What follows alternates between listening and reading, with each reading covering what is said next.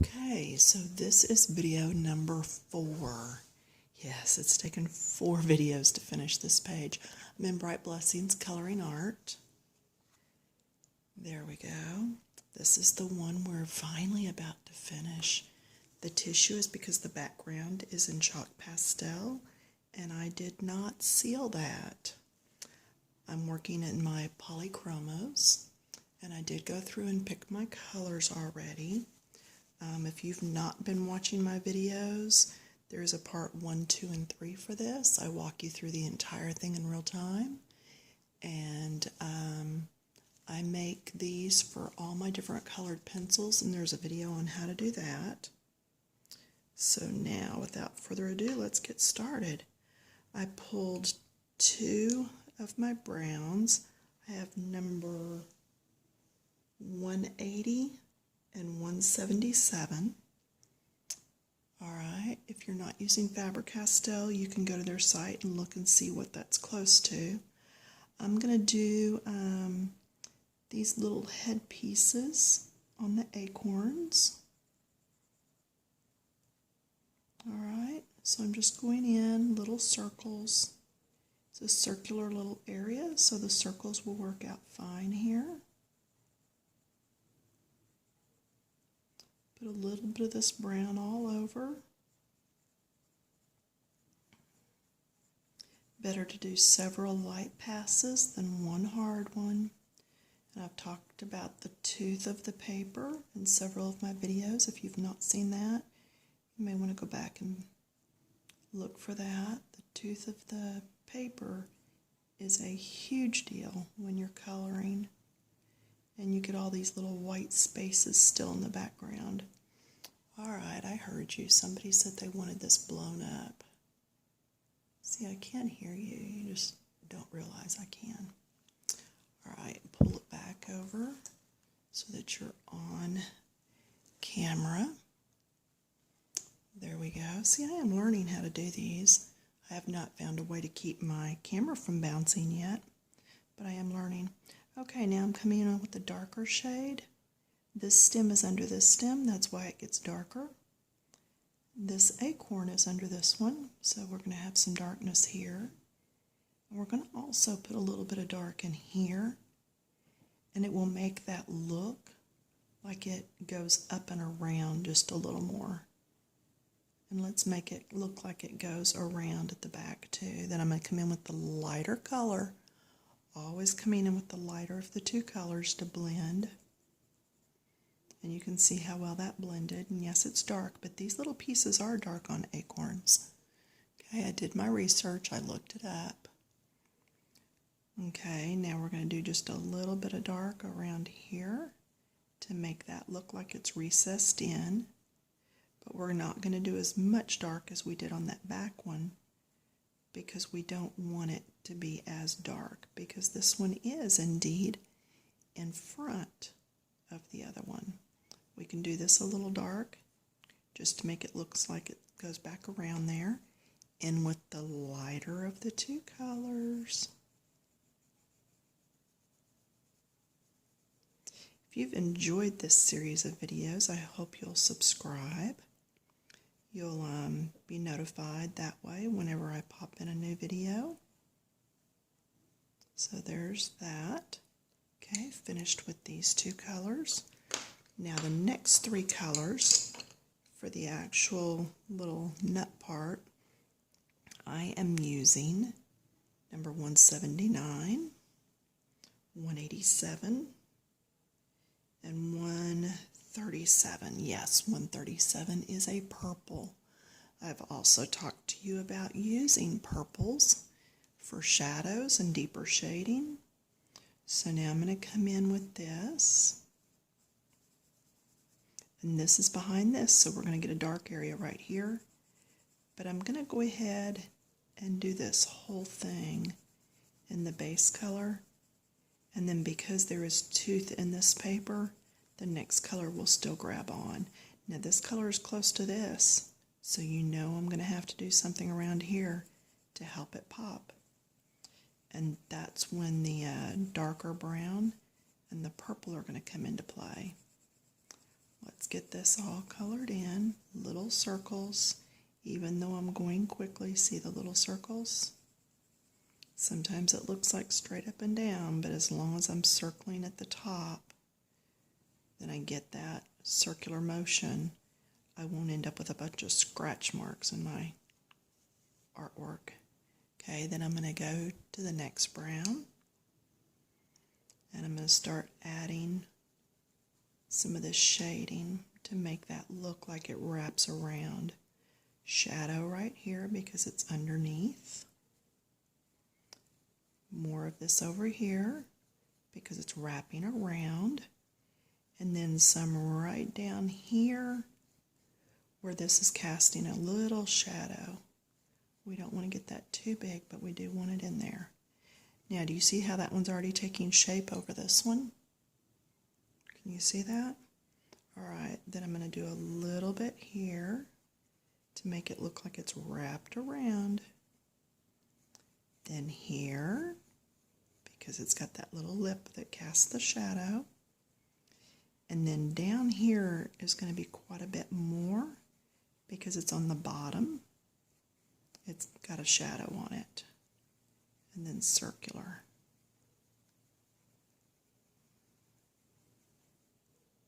Okay, now that in itself is not bad, but I think we can do more.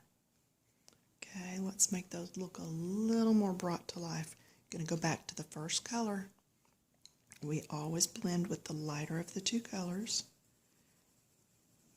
So now I can go in here and go over all this and see how it blended those colors together. Always come in with your lighter.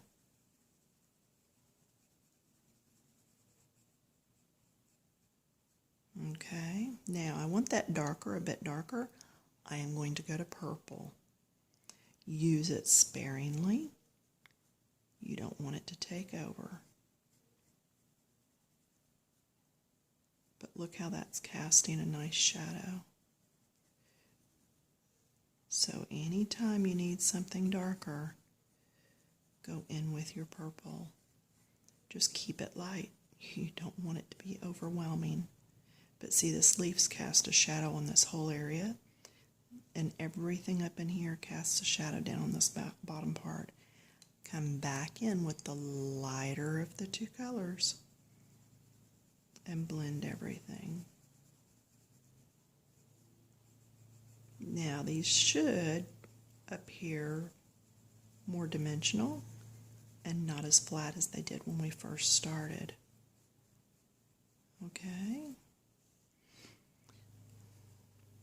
There's that. Now let's look at the words.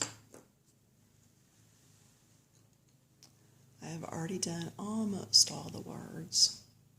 Let me take these pencils and pop them back in my cup. I don't want them to get lost there. You can also use gray for shadows, but gray is not as natural looking as the purple will be. All right, now I have these pens. These are gel pens, and they are by Super Doodle, and they're 50 pack.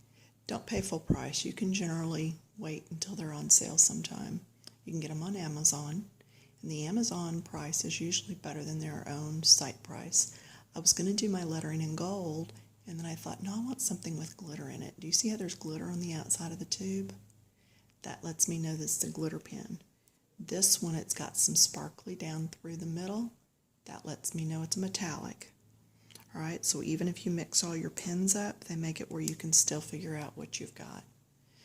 So when you're doing your lettering, oh, and there are gel pens, are very blendable. And I've done 2 or 3 pieces now with the gel pens. And they are on YouTube. One of them's a bird, and I think it's a 3 or 4 part series. And I actually blend the different colors just as if they're pencils. Okay, now back to what I was going to say. I was going to tell you when you're doing your lettering, take your time, go slow. I almost always do 2 shades in lettering so that I can anchor the word so it's not floating in the page, which means like this bottom half would be a different color and I would blend it into the top half. I am not doing that today just because I wanted the whole thing in this glitter. In the long run, if I go back and look through my pens and find that another color with glitter is close to this, then yeah, I may go ahead and anchor these letters just because I personally like to anchor all letters. Don't need them looking like they're just floating around. All right, so there's that now.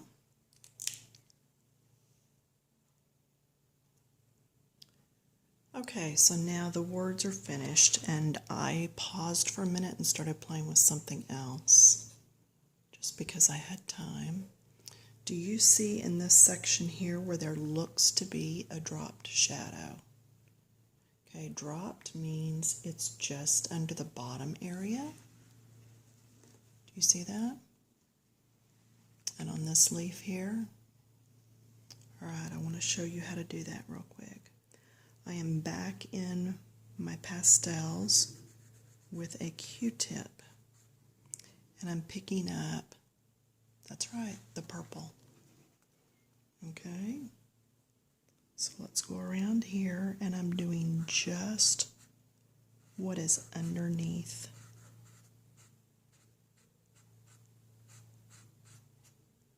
And what that does is it gives the illusion that there's a shadow. So you have to come along underneath everything and put that shadow in. But now, doesn't it look like it's kind of lifted off the paper? So anywhere where there's something on top, you put this shadow underneath. And every time my arm leaves, I'm just going over and picking up a bit more. So let me show you how that is. See here, here's my chalk pastels, and it says on the box, chalk pastels, and I'm using this purple. It's a deeper one instead of a bright one, like one of these. Okay, so when my arm leaves, that's what I'm doing. So let me just work on this. It would be in all this little area, because all that's down in the background. Under here, being careful to stay out of the flower.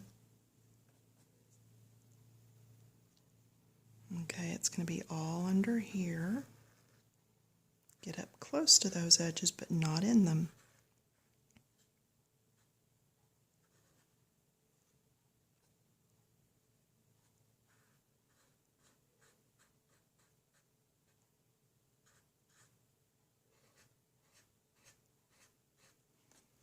Okay, now can you see how that all looks?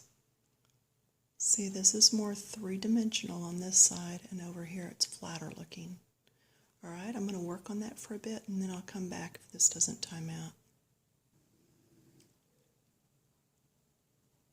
Okay, I'm back, and I did, in fact, do shading under everything, and then I thought, well, since I didn't do 2 colors on my words, I'd go ahead and shade under the words also, just to anchor them so they're not floating around. What I do when I'm shading words is put it on a little, and a little, and a little, and then go ahead and smear this out and come back into it, because when you first pick up the chalk is when it's going to be its brightest on your page. So if you want to spread it around some, just spread it, then go back and do your blending.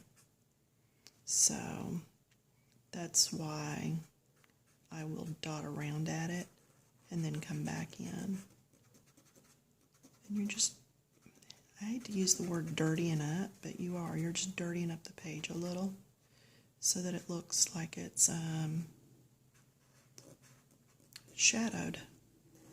Go outside, look at your shadow, see which way it falls. Think purple when you look at it. And then you'll see what I'm talking about it being just a little bit purpley. But I do believe I am going to call this one finished, I will step back and look at it. I'll take a picture of it. Photos don't lie, and you usually see more when you take a picture. Put a little up there just to kind of emphasize the G. So anyway, there we go. Now let me pull back and let you see all of it before I turn this off and bid you a farewell and good day. There we go. Whoa, sorry, nobody gets sick. No seasickness. But there you go. So drop shadows all around. All right, ladies on Coloring Books Keep It Clean on Facebook, shout out to you. Hope you're going to be doing a fall page soon. And practice those drop shadows. All right, y'all have a good one.